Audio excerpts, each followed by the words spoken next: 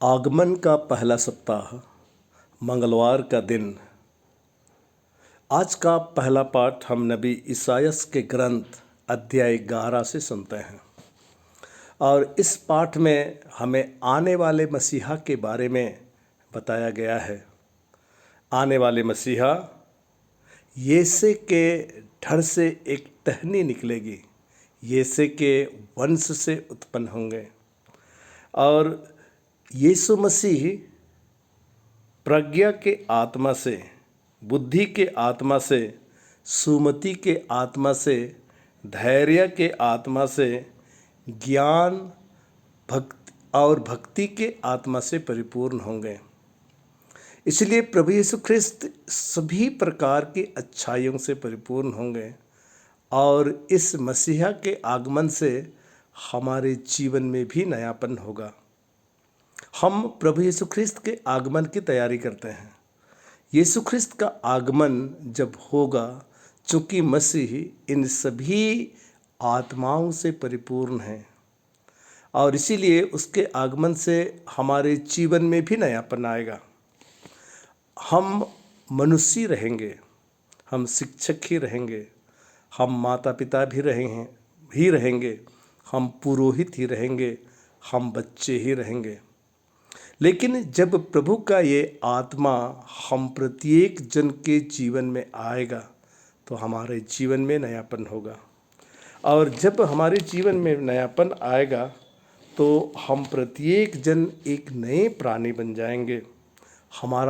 हम व्यक्ति वही रहेंगे, लेकिन हमारा सोचने का तरीका, समझने का तरीका, बात करने का तरीका अलग हो जाएगा। जिस तरह से भेड़िए और मेमने साथ रहेंगे, चीता और बकरी का बच्चा एक साथ लेट जाएगा, बछड़ा और सिंह शावक साथ साथ चरेंगे, बालक उन्हें हाँक कर ले चलेगा, गाय और रीछ में मेल मिलाप होगा और बच्चे साथ साथ रहेंगे। ये कितनी अच्छी बात! गाय गाय ही रहेगा, रीछ रीछ ही रहेगा, चीता चीता ही रहेगा, बकरी बकरी ही रहेगा। लेकिन उनके स्वभाव में परिवर्तन आएगा। वे एक दूसरे को हानि नहीं पहुंचाएंगे, एक दूसरे के साथ प्रेम से रहेंगे। मेरे प्यारे माता पिताओं, भाइयों और बहनों, प्रभु यीशु ख्रिस्त का आगमन बाहरी तैयारी के साथ साथ हमारी आंतरिक तैयारी अधिक है, हमारी आध्यात्मिक तैयारी अधिक है और इसीलिए इन दिनों के पाठों में हम इस तरह की बातों को सुनते हैं। पहले सप्ताह को हम आशा का सप्ताह कहते हैं। आशा यानी मसीह का आगमन और उसके आने से सब कुछ में परिवर्तन, जीवन में नयापन।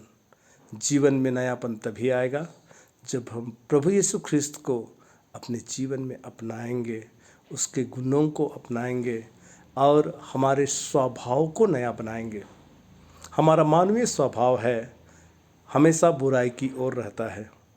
हमारे मन, दिल और आत्मा में क्रोध, लोभ, ईर्ष्या जैसी बुराइयां घर कर गई हैं।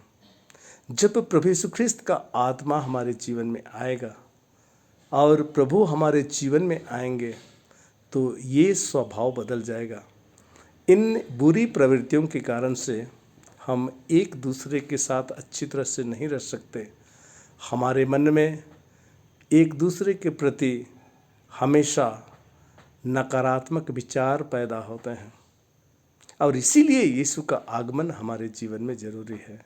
इन्हीं बातों को आज के हमारे पहले पाठ में हमें बताया गया है कि हमारे स्वभाव में परिवर्तन होगा। आज के सुसमाचार में हम सुनते हैं, यीशु स्वयं कहते हैं, हे पिता, स्वर्ग और पृथ्वी के प्रभु, मैं तेरी स्तुति करता हूँ क्योंकि तूने इन सब बातों को ज्ञानियों और समझदारों से छिपाकर नीरे बच्चों के लिए प्रकट किया है।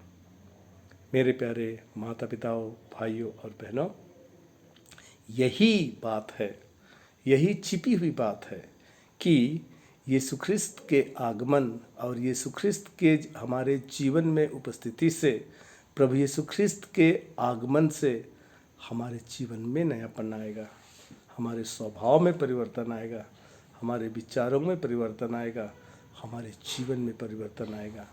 तो आइए इस आगमन के समय हम अपने लिए और एक दूसरे के लिए विशेष प्रार्थना करें कि हे प्रभु आइए, हे मुक्तिदाता यीशु आइए और हमें हमारे जीवन की कमजोरियों से, बुराइयों से हमें मुक्ति दीजिए, हमारे स्वभाव को परिवर्तन कीजिए, लोभ, लालच, क्रोध, ईर्ष्या, वैमानस जैसी बुराई से हमें बचाइए और हमें अपने जीवन को नया बनाने की कृपा और आशीष दीजिए, ताकि विश्वासियों और पुरोहितों के बीच, माता पिताओं और संतान के बीच, पति पत्नी के बीच और अपने पड़ोसी के बीच हमारा संबंध प्रेमपूर्ण हो। और ये तभी होगा जब प्रभु हमारे मन में आएंगे, विचारों में आएंगे, भावनाओं में आएंगे, तब हमारा जीवन नया होगा। तो आइए आज के दिन में हम अपने लिए और एक दूसरे के लिए विशेष प्रार्थना करें कि इसी तरह का स्वभाव हम प्रत्येक जन में आए। हे प्रभु आइए, हे प्रभु आइए, हमारे जीवन को नया कीजिए। इन्हीं प्रार्थनाओं के साथ मैं आप सबों को आगमन की ढेर सारी शुभकामनाएं प्रदान करता हूं। आइए हम एक साथ मिलकर एक अपने लिए, अपने और एक दूसरे को हम प्रभु की कृपा और आशीष का स्रोत बनाएं। आमीन।